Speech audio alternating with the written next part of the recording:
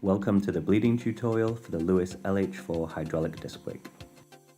You will need to prepare a 3mm Allen key, a T10 torque key, your bite point adjuster, mineral oil, a bleeding kit with an M5 threaded adapter, an elastic band, a rag for cleaning, and also some alcohol spray for cleaning.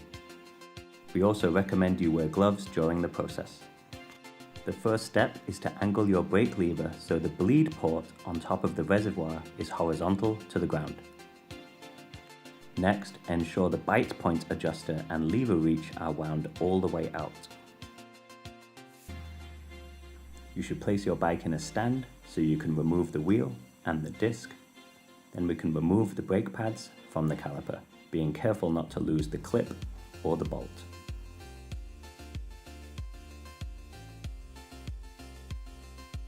We can now insert the bleeding blocks that were supplied with the brake.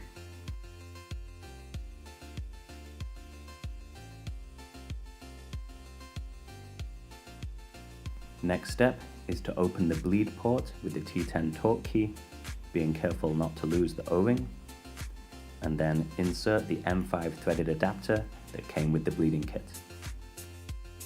We can now attach the oil funnel, ensuring it is in the closed position, like so.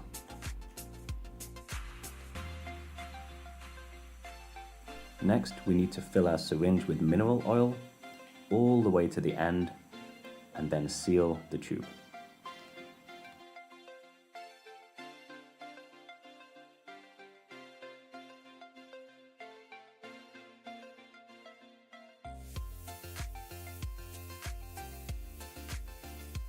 Next, we can unscrew the bleed port on the caliper, being careful not to lose the O-ring. Attach the M5 threaded adapter, and then attach the syringe.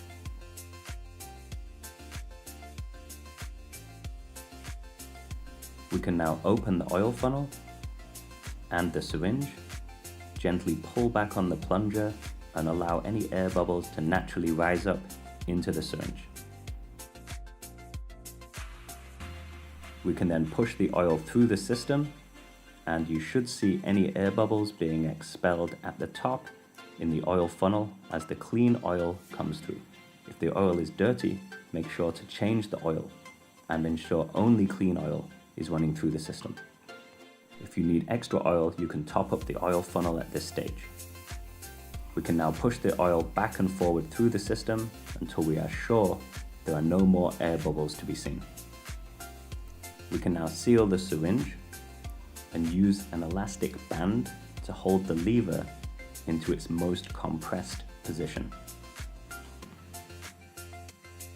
We then unseal the syringe, gently draw back, and this should expel the last remaining air bubbles from the system.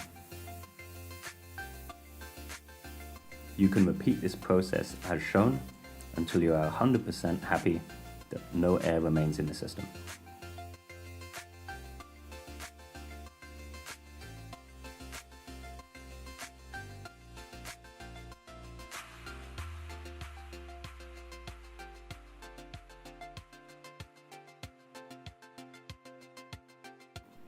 Final test, and you can see no air remains.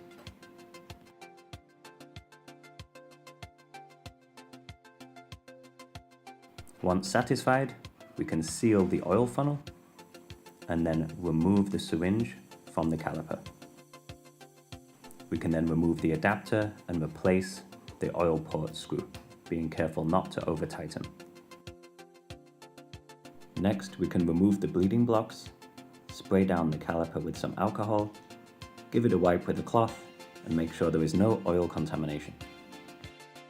We can now replace the brake pads, again ensuring not to over tighten, ensuring to remember to use the safety clip, and then we can place the wheel back in the bike.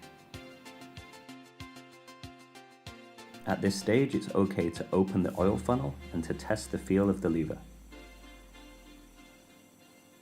We should see the brake pads moving as normal. We can now remove the oil funnel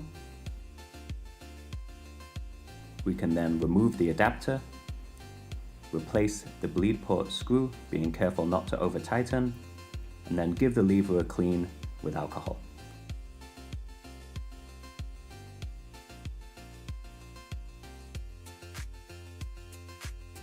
All that's left now is to set the lever to your preferred angle, set the bite point to your preferred position, and to set the lever reach to your preferred position.